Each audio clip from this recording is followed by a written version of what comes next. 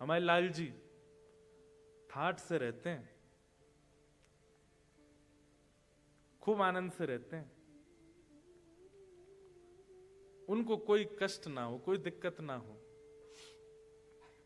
इसके लिए खूब प्रसन्नता में रहते हैं और उनके पूरे सुख का विचार किया जाता है, क्या करना है, कैसे करना है। अब अभी जैसे होली के बाद में थोड़ी थोड़ी गर्मी आनी शुरू हो जाएगी, ठाकुर जी के धीरे धीरे वस्त्र कम हो जाएंगे, फिर ऊन ये वेलवेट के होते हैं या साटन के होते हैं, ऐसे श्रृंगार ठाकुर जी को नहीं आएंगे, कॉटन ही जाएगा, क्योंकि ठाकुर जी को गर्मी लगती होगी। एक भक्त हुए जयमल, क्या नाम था, जयमल, ये मीराबाई के चचेरे भाई थे। चचेरे भाई समझते, चाचा के बेटे, चाचा समझते हैं तो चचेरे भाई थे जयमल। मीराबाई की भक्ति तो सबने सुनी, कभी जयमल की भक्ति सुनो। हमारे वृंदावनियों में प्रसाद की, राग की, भोग की सेवा ले रखी है वल्लभ कुल ने। हमारे वृंदावन में श्रृंगार की और ठाकुर सेवा की जिम्मेवारी ले रखी है राधा वल्लभियों ने। ऐसे बटी हुई है सेवा। तो श्री राधा वल्लभ संप्रदाय से दीक्षित थे श्री जयमल जी, और अपने ठाकुर की बड़ी विशेष सेवा करते थे।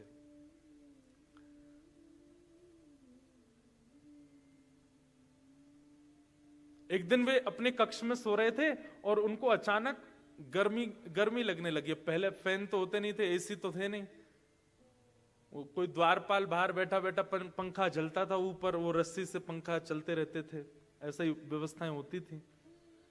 लेकिन जयमल जी को बहुत गर्मी का अनुभव हुआ। तो अब देखिए, ये है अर्चक की स्थिति। उसको जो अपने लिए फील होता है वो अपने लिए नहीं करता तैयारियां, वो ठाकुर जी के लिए करने लगता है। जैसे ही उसको पंखा चल रहा था और रात में सोते सोते जयमल जी को थोड़ी गर्मी सी लगने लगी, तो मन में विचार करने लगे, जब मुझे इतनी गर्मी का अनुभव हो रहा है, मेरे ठाकुर जी को कितना हो रहा होगा। हमारी स्थिति कैसी है, हमारे साथ कुछ भी होता है, हमारे नेत्रों को, कानों को, नासिका को, जीव को, त्वचा को, पंच इंद्रियों को कुछ भी अनुभव होता है, हम अपने लिए परिवर्तन करते हैं। पर एक अर्चक भक्त को कुछ भी फील होता है, वो ये कहता है कि ये मेरा नहीं है, ये मेरे ठाकुर जी संकेत कर रहे हैं मुझको।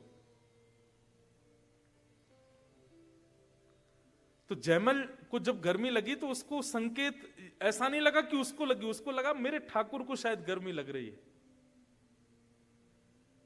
और जयमल जी ने तुरंत क्या किया, हमारे यहां खस होता है, खस की बढ़िया टाट बनवा करके एक झोपड़ी जैसी, एक हट जैसी बनवाई और उसमें खूब सारा पानी का छिड़काव किया। तो उससे उसकी तासील ठंड होती है, बहुत ठंडा लगता है उसमें, बिना पंखे के भी बहुत अच्छा लगता है। अभी गर्मी जब आ जाएंगी ना, जेठ का महीना आएगा, जून जुलाई, आपके यहाँ तो विंटर होता है, हमारे यहाँ समर होता है उस समय। तो जैसी समर आएगा तो राधा वल्लभ जी, बिहारी जी, राधा रमन जी, सब जगह खस की टाट आ जाएंगी और उनको गीला करते रहते हैं पूरे दिन। ठाकुर जी को ठंडक अनुभव होती है, ठाकुर जी को ठंडक अनुभव होती है। मैं अपनी घटना बताऊं, हमारे ठाकुर जी की झारी जी, जल झारी जी हैं, उसमें जल पधराया जाता है सुबह। वैसे तो नियम से तो बहुत बार जल बदलना चाहिए, पर हम कथाओं में और ट्रेवलिंग में इतने रहते हैं, तो हम सुबह जल पधराते हैं, फिर दोपहर में राजभोग के समय और रात्रि शयन के समय। तो रात्रि शयन के समय एक दिन में जल पधराना भूल गया, मतलब चेंज नहीं किया जल, और ठाकुर जी को विश्राम करा के सो गया। रात भर प्यास लगती रही, पानी पीऊं और फिर उठ करके पानी पीते हैं तो फिर थोड़ी देर बाद वॉशरूम जाऊं, फिर आऊं, फिर पानी पीऊं, फिर वॉशरूम जाऊं, पूरी रात नहीं सो पाया। सुबह उठ के जब स्नान ध्यान करके सेवा में गए, तब अचानक याद आया कि ठाकुर जी की जल झारी तो बदली नहीं थी। ऐसे इंडिकेशंस आपकी बॉडी को होने लग जाएंगे, आपके माइंड को होने लग जाएंगे जब आप अर्चन भक्ति में अति विशेष हो जाते हो। आपके ठाकुर जी इच्छा अपनी आपको लागू करके बताएंगे कि ऐसा है। एक बार बद्रीनाथ में कथा थी, तो मैं अपने ठाकुर जी को कथा में बहुत कम लेके जाता हूं, तो वहां जो आयोजक थे वो बोले महाराज जी आज कथा में ठाकुर जी को लाओ। मैंने कहा ठीक है। लेकिन उस दिन इतनी ज्यादा ठंड थी, मौसम बिल्कुल माइनस में चला गया था, और मेरे कमरे से जो ऐसा ही हॉल था वो काफी दूर था, और कोई गाड़ी वाड़ी नहीं, ऐसे ही लेके आना था पालकी में ठाकुर जी को। तो जब मैं कथा में जा रहा था मैं सोच तो रहा था ठंड तो बहुत पड़ रही है, ठाकुर जी को कहीं सर्दी नहीं लगे। तो मैंने जाते जाते स्टेज पे बैठते एक पंडित जी को बोला ठाकुर जी को ना गर्म शॉल उड़ा देना। और मन में ऐसा आया कि इतना तो ठाकुर जी सही लेंगे मेरे लिए ठंड ज्यादा है। आप विश्वास नहीं मानेंगे, ठाकुर जी जैसे ही मंच पर आए और उस दिन की कथा विश्राम होते ही गला चौक, मेरा ही गला बैठ गया, और इतनी ठंड, जाड़ा, रात भर बुखार, खूब दवाई औषधि ले ली लेकिन बुखार उतरा नहीं। ये मैं अपना अनुभव बता रहा हूं। रात में दवाइयां ली, सुबह उठ के दवाई लेने लगा, स्थिति बहुत वैसी हो गई कि अब कैसे कथा करूंगा आज की। पता नहीं क्या मन में आया, मैंने कहा सुनो एक शुद्ध काढ़ा बना करके ठाकुर जी का भोग लगाओ। और जैसे ही ठाकुर जी का भोग लगाया सब रो ज्वर उतर गयो, गलो ठीक है लगो, बिल्कुल स्वस्थ हो गए। ये चतुर्थ भक्ति पर तो मैं अपने ही उदाहरण बहुत दे सकता हूं आपको। पाद सेवनम, ठाकुर की सेवा, ये कोई पाषाण नहीं है, वे चैतन्य है साक्षात। उनकी उसी भाव से सेवा किया कीजिए। हमसे आप दोपहर में बोलेंगे 1 बजे कि महाराज जी अपने ठाकुर जी का दर्शन कराओ, हम कहेंगे अभी नहीं मिलेंगे। क्यों? अभी गैया चराने गए ठाकुर जी, 2 दिन से तो अफ्रीका में गैया चराने जा रहे हैं। तो हम एक काम करते हैं, ठाकुर जी से यूं कहते हैं ठाकुर जी गैया मत ले जाइयो, अकेले ही चले जाइयो, यहाँ शेर बहुत हैं, कहीं गैया पे आक्रमण है तो। आज हम कहीं बाहर गए थे तो भोग के लिए आपको आज्ञा दी कि आप भोग लगाओ, लेकिन उससे पहले ठाकुर जी को बोला कि ठाकुर जी आज भोग जिस घर में आप आए उस घर का कोई सदस्य पधराएगा। नहीं बता करके जाएंगे तो भोग की थाली गिर जाएगी नीचे। ऐसे अनुभव होते हैं। ये कैसे होते हैं? जब आप उनको पाषाण ना मानो, उनके प्रति पाषाण बुद्धि ना रखो। वो गेम खेल रहे हैं आपके साथ में, उस गेम में अपनी निपुणता करो। कथा सुनकर के अपने भावों से, अपने कीर्तन से, अपनी सेवा से ठाकुर जी के उस गेम में जिसमें वो स्टैचू बन करके खड़े हैं उनको सहज कर दो। ये हमारा उद्देश्य, हमारा लक्ष्य है। पाद सेवनम।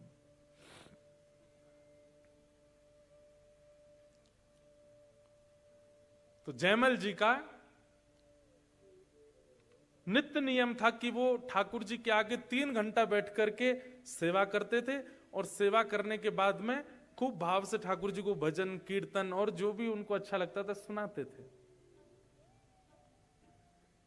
उनके विद्रोही, जो उनसे द्वेष मानते थे, जो उनसे लड़ना चाहते थे राजागण, वो जयमल जी को किसी भी रूप में हरा नहीं पा रहे थे। बहुत प्रतापी राजा थे। तभी किसी ने जाके बताया, बोले जयमल जी को हराने का एक ही उपाय है। बोले क्या? ये सुबह इतने बजे से इतने बजे के बीच में अपने ठाकुर की सेवा में होते हैं और उस समय ये कुछ नहीं करते। सख्त आदेश है पूरे राजभवन को कि इतनी देर, जितनी देर मैं सेवा में रहता हूं, मुझे कोई भी आकर के कुछ कहेगा नहीं। केवल राजमाता का अधिकार है मंदिर में आकर के वो मुझे कुछ संकेत कर सकती हैं, बाकी किसी का भी प्रवेश नहीं। अपनी पत्नी को भी नहीं आने देते थे। तो उनके जो शत्रु राजा थे उनको पता चल गया कि जयमल इतने से इतने बजे तक पूजा करते हैं। उन लोगों ने उसी समय आक्रमण किया उनके राज्य पर। राज्य पर आक्रमण हुआ, चारों तरफ से सेनाओं ने घेर लिया। मंत्री, महामंत्री, सेनापति दौड़े दौड़े, सब बोले क्या करें क्या करें। बोले ये तो वो काल है जिसमें राजा पूजा में बैठते हैं और अभी तो काल शुरू हुआ है, अगले 3-4 घंटे तक वो सेवा में रहेंगे। अब क्या करें? इतनी देर, जितनी देर वो सेवा में रहेंगे उतनी देर में तो ये पूरा राज्य लुट जाएगा। दौड़े दौड़े मंत्री गए राजमाता के पास, मां आप ही जयमल जी को कहो कुछ करें, वो सेवा में बैठे हैं ठाकुर जी की में। राजमाता को अधिकार था, लेकिन इतना भी नहीं था कि कुछ बहुत बड़ा निर्णय लेने के लिए वो मंदिर में जाकर के उनसे कहें कि कुछ करो। बड़े संकोच में धीमे धीमे चरण रखते हुए राजमाता मंदिर में गई। जयमल जी अपने ठाकुर जी को गोद में लेकर के सेवा कर रहे थे। अच्छा, एक और बात, यह भी एक स्वरूप है कि अगर आपके ठाकुर जी सेवा के बड़े हैं, थोड़े उनका भार ज्यादा है, तो खड़े खड़े उनकी सेवा हो। लेकिन अगर ठाकुर जी छोटे हैं, स्वरूप इतना ज्यादा भारी नहीं है ठाकुर जी का, तो एक सुंदर वस्त्र अपनी गोद में रख के वहीं लेटा के ही सेवा किया करो ठाकुर जी की। आपकी गोद में ही आए वो, वहीं सेवा पाए।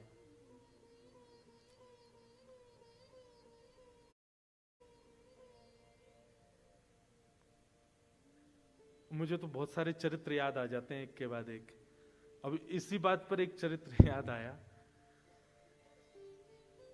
ओरछा, हमारे भारत में मध्य प्रदेश में एक स्थान है ओरछा। वहां के राजा थे मधुकर शाह। उनकी पत्नी, पति थे कृष्ण भक्त, पत्नी थी राम भक्त। तो पत्नी जो थी ओरछा नरेश की, वो राम जी की सेवा करती थी, खड़े खड़े सेवा करती थी ठाकुर जी की। तो ठाकुर जी बोले, उनके एक दिन स्वप्न में आकर के बोले, आप हमारी 6-6, 7-7 घंटे तक सेवा करती हो, खड़े खड़े सेवा करती हो, तुम्हारे पांव सूज जाते हैं, हमको अच्छा नहीं लगता, आप बैठ के सेवा किया करो। तो जयमल राजा की पत्नी क्या बोली, ठाकुर जी मैं तो सेवा 2, 4, 5 घंटे आपकी करती हूं, पर आप तो भोर से लेके रात्रि तक खड़े रहते हो। जब मेरे स्वामी पूरे दिन खड़े रहते हैं तो उनके सामने 4-5 घंटे खड़े होने में मुझे लज्जा क्यों? मैं खड़े खड़े ही सेवा करूंगी। मेरा ये सेवा धर्म नहीं है कि आप खड़े मैं बैठ जाऊं। खड़ी रहती ठाकुर जी के आगे, बैठती ही नहीं थी। वो कहीं किसी मंदिर में भी दर्शन करने जाती थी तो ठाकुर जी अगर खड़े विग्रह, अधिकतर सब जगह खड़े हैं, वो बैठती ही नहीं थी। सत्संग में भी कोने में खड़ी रहती थी। क्यों? ठाकुर जी खड़े, हम कैसे बैठ जाएं? उनका भाव। जब किसी के लड्डू गोपाल दिखती थी तो बैठ जाती थी, बोले ये बैठे ठाकुर है तो मैं भी बैठूंगी। लेकिन कहीं खड़े ठाकुर हैं तो वहां बैठ नहीं सकती हैं वो।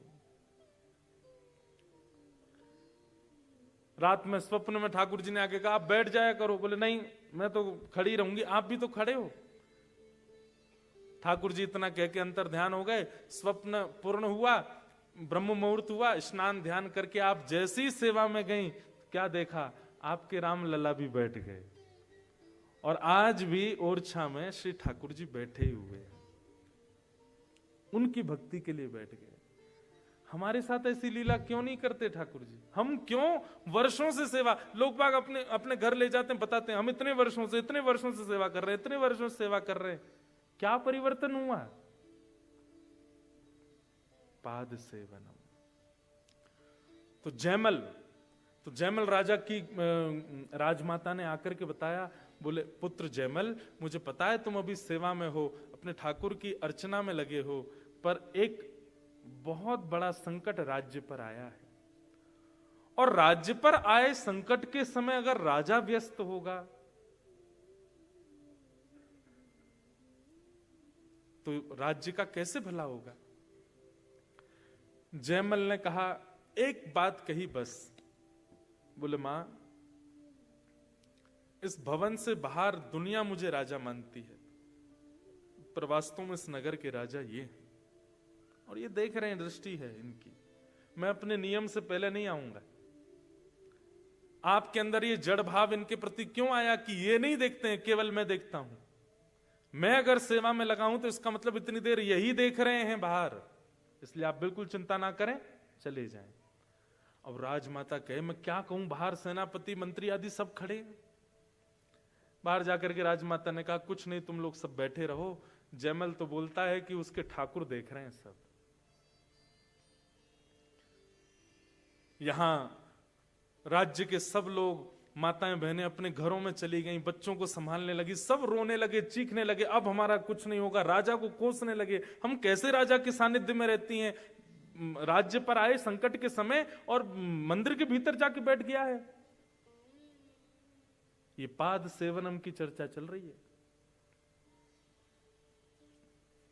ठाकुर जी ने मन में विचार किया, इसका इतना विश्वास है मेरे प्रति और मेरी सेवा इसका सर्वधन है, उसके आगे अगर राज्य भी लुट रहा हो तो इसको कोई दिक्कत नहीं है, आज इसकी रक्षा हम ही करते हैं। और ठाकुर जी ने एक दिव्य रूप धारण किया,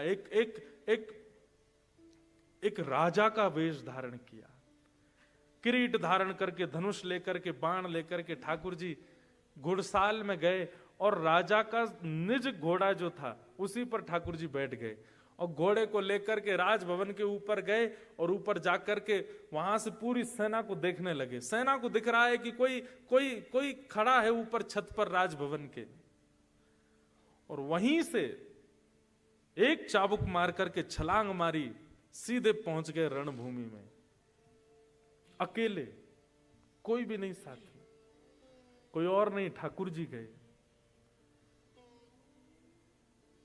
तस्कर से एक बाण भी नहीं निकाला और पूरी सेना को तबाह कर दिया। कैसे? अपने नेत्रों से, केवल अपनी मुस्कान से। सेना आती है लड़ने के लिए, धनुष बाण चढ़ा चढ़ा करके, तलवार उठा करके, और जैसे ही ठाकुर जी के पास पहुंचती है, ठाकुर जी उस सेना को देख करके हंस जाते हैं। जैसे ही हंसते हैं सारी सेना गिर जाती है, मोहित होकर के गिरने लगी। धीमे धीमे धीमे धीमे सारी सेना ऐसी पस्त होती रही। जो मुख्य प्रमुख राजा था उसके पास जैसे घोड़ा लेकर के पहुंचे, वो देखने लगा, बोले ये कैसा अकेला व्यक्ति पूरी सेना नष्ट करता आया है। वो देखने लगा, बोले ये कैसा अकेला व्यक्ति पूरी सेना नष्ट करता आया है। उसके सन्मुख जाकर के ठाकुर जी ने अपनी भौहें थोड़ी सी हिलाई, अपने मुख की एक मधुर मुस्कान से कुछ, ठाकुर जी एक्सप्रेशन किंग हैं हमारे ठाकुर जी, ऐसे ऐसे एक्सप्रेशन बनाते हैं। हमारे चतुर्भुज दास जी कहते हैं, बंक चितय मुस्काए के सुंदर वदन दिखाए। ठाकुर जी बांके मुस्काते हैं, केवल आधा होठ ऊपर जाता है ठाकुर जी का, उतने में ही तो कल सबके प्राण हरण हो जाते हैं। गोपियां गोपी गीत में, वेणु गीत में क्या क्या नहीं कहती ठाकुर जी के रूप के लिए। अधरम मधुरम वदनम मधुरम हसितम मधुरम चलितम मधुरम। श्रीमद वल्लभाचार्य जी द्वारा विरचित मधुराष्टकम। अधरम मधुरम वदनम मधुरम मधुराधिपते अखिलम मधुरम। जैसे किसी भी अत्यंत गुणवान व्यक्ति को आपके सामने खड़ा कर दिया जाए, उसमें भी एक दोष तो आप ढूंढ ही लोगे। वो एक होता है ना, रूप के कॉम्पिटिशन्स होते हैं कई सारे, स्वरूप के, उसमें बहनें भी भाग लेती हैं, भाई लोग भी लेते हैं। हमारे जैसे मिस्टर इंडिया होता है, मिस्टर वर्ल्ड होता है, ऐसे मिस यूनिवर्स और ये सब होते हैं ना। ले आओ पिछले 7 बार की बनी हुई सारी मिस यूनिवर्स और मिस्टर यूनिवर्स को ले आओ, उनमें भी दोष दिख जाएंगे आपको। जिनको पूरे यूनिवर्स का सबसे सुंदर व्यक्ति बताया गया, वो भी दोष युक्त दिख जाएंगे। लेकिन श्रीमद वल्लभाचार्य जी कहते हैं, कृष्ण में आप एक दोष भी नहीं देख पाओगे। दोष की क्रिया कौन कौन सी होती है? बोले वमितम मधुरम। अब वमित करते समय कोई मधुर कैसे लग सकता है? वमितम मधुरम मतलब मुख में पानी लेके उसको उगलना। बोले वो रूप भी अगर आपने कृष्ण का देख लिया तो पागल हो जाओगे, इतने सुंदर लगते हैं। चलते हैं मधुर, बैठते हैं मधुर, हंसते हैं मधुर, नाचते हैं मधुर, बोलते हैं मधुर, सब कुछ मधुर। इसीलिए कहा मधुराधिपते अखिलम मधुरम। बहुत सुंदर है। ठाकुर जी ने पूरी सेना को अपनी केवल रूप माधुरी से मोहित कर दिया, सब पस्त होकर के गिर पड़े। यहां जयमल की पूजा पूरी हुई, जयमल की पूजा पूरी हुई, तुरंत बाहर आए राजमाता, क्या हुआ, कुछ आक्रमण आदि? बोले नहीं अभी तक तो नहीं हुआ है, लेकिन अब तुम देरी मत करो, जल्दी अपने कवच आदि पहनो, निकल जाओ युद्ध के लिए। पूरी सेना को आज्ञा कर दी, जाइए सब लोग तैयारी कीजिए, द्वार पर जाके खड़े हो जाइए, अब मेरी पूजा पूरी हो गई, अब तक तो ठाकुर जी रक्षा कर रहे थे, अब मैं जाऊंगा युद्ध के लिए, मेरा घोड़ा लेकर के आओ। महाराज वो घोड़ा हाँफता हुआ आ रहा था। जयमल बोला इस पर कोई दौड़ के गया था क्या? नहीं महाराज, घुड़साल में ही खड़ा था। पांव देखे तो पांव में मिट्टियां लगी थी। बोले कोई तो गया, अब इतना सोचने का समय नहीं है, इस पर बैठो। जैसे ही बैठा, कस्तूरी की ऐसी अद्भुत सुगंध उस घोड़े में से आ रही है। उसको संकेत तो हो रहा था कुछ तो अलग है। जैसे ही उसने चाबुक खींची, द्वार खुला राज्य का, बाहर जाकर के देखा सारी सेना सो रही है, दूर दूर तक सारे सैनिक पड़े हुए लेटे हुए हैं, कोई भी युद्ध के लिए नहीं खड़ा है। जयमल बोला ये क्या हुआ है? पूरी सेना देख करके आश्चर्यचकित, बोले हमें नहीं पता महाराज, सबको देखा तो कोई मरा नहीं है, सब लोग पड़े हैं बस, हाँ हाँ अपने हृदय पर रख करके, मानो जैसे किसी पीड़ा में कोई पीड़ित रोता है, ऐसे सब रो रहे हैं। जयमल सबके पास घूमता हुआ जैसे मुख्य राजा के पास गया, उसको देखा तो वह भी बस अपने हृदय पर हाथ रख करके नेत्रों से अश्रुपात हो रहे हैं, पूरा शरीर कांप रहा है। जयमल अपने घोड़े से उतर करके गया, उसके मुख पर जल डाला, ए भाई तुम युद्ध करने के लिए आए थे और युद्ध तो किया नहीं, ये तुम्हारी स्थिति क्या हो गई, क्या क्या बात है? राजा को होश आया, जयमल के चरण पकड़ लिए और चरण पकड़ करके बोले मैं तुम्हारे सामने नतमस्तक हो जाऊंगा, अपने राज्य को भी तुम्हारे चरणों में न्योछावर कर दूंगा, केवल उस सेवक अपने उस सैनिक का दर्शन करा दो जिसको तुमने अभी भेजा था।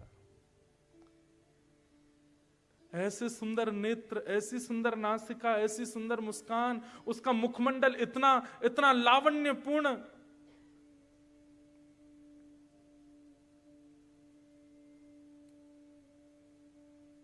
थोड़ी देर में जयमल राजा देखता है कि पूरी सेना रो रही है और राजा के आगे हाथ जोड़ करके भीख मांग रही है कि एक बार उस सैनिक का दर्शन करा दो जिसको तुमने भेजा था।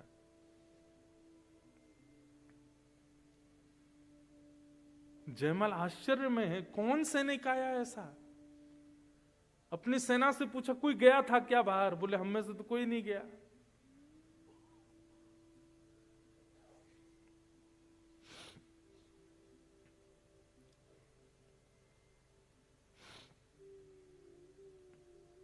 पूछने लगा कुछ तो बताओ, भेष कैसा था, श्रृंगार कैसा था, आकृति कैसी थी? तो वर्णन करने लगे कि वरहा पीड़म आहा नटवर वपु कर्णयो कर्णकारम।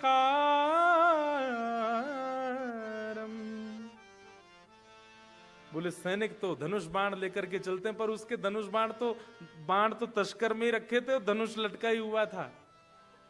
दूर से ही घोड़े पर बैठ करके आया, नेत्र चलाता हुआ, मधुर मुस्कान करता हुआ, सांवरा सलोना स्वरूप, और उसने जो मुकुट पहना था उस पर भी मोर पिछ लगा हुआ था, अद्भुत पीतांबरी थी। और सुनो, घोड़ा यही था जिस पर तुम बैठ के आए हो।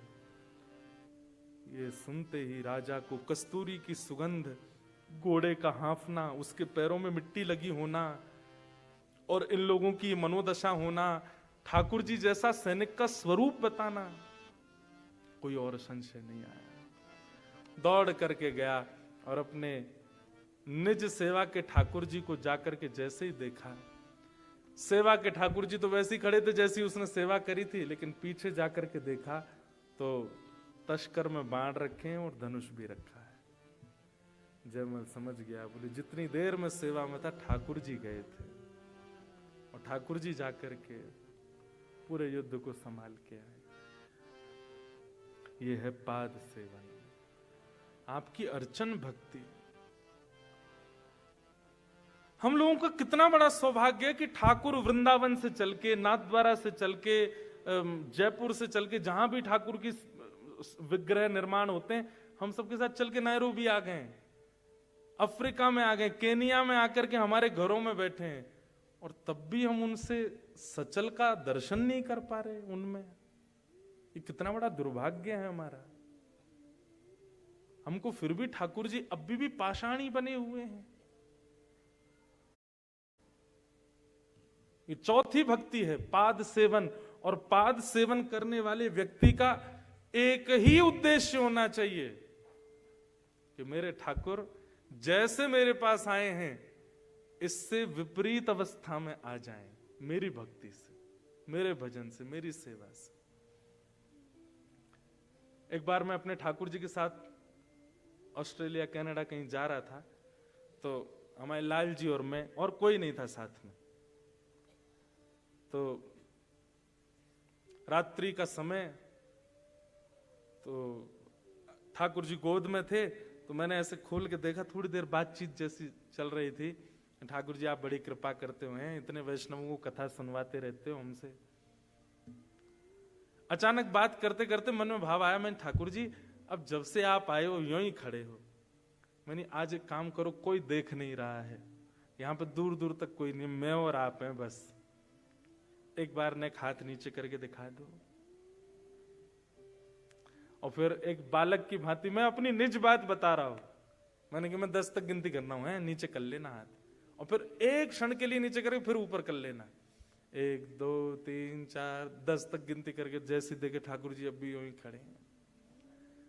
मैंने कहा अच्छा एक काम करते हैं, आपको मैं बैठा के ना मैं एक राउंड मार के आता हूं पीछे तक, जब तक लौट के आऊं तब तक थोड़े सहज कुछ तो करके दिखाओ, या तो एक पैर आगे कर दो, या थोड़ी एक आंख ऐसे बंद कर लो, या थोड़े मुस्का जाओ, दांत दिखा दो, कुछ तो कर दो, एक चीज कर दो। 4-5 प्रयास किए, ठाकुर जी ने कुछ नहीं किया।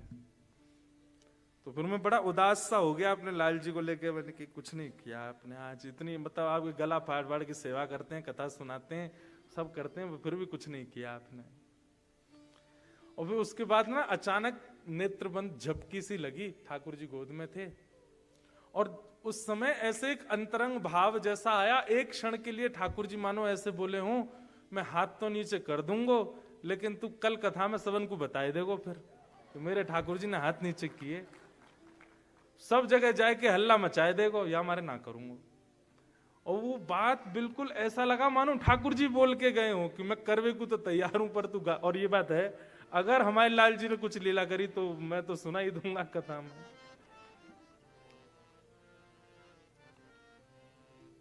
भैया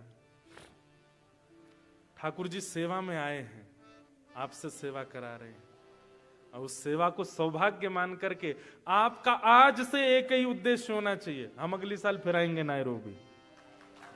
सुनो तो, बात तो सुन लो पहले, अभी डेट फाइनल नहीं हुई लेकिन आएंगे। अगली साल तक कुछ तो अंतर हो, कुछ तो अद्भुतता आपकी सेवा में आपको मिले। केवल वही जो वर्षों से चली आई वही करते रहे तो फिर क्या भावना।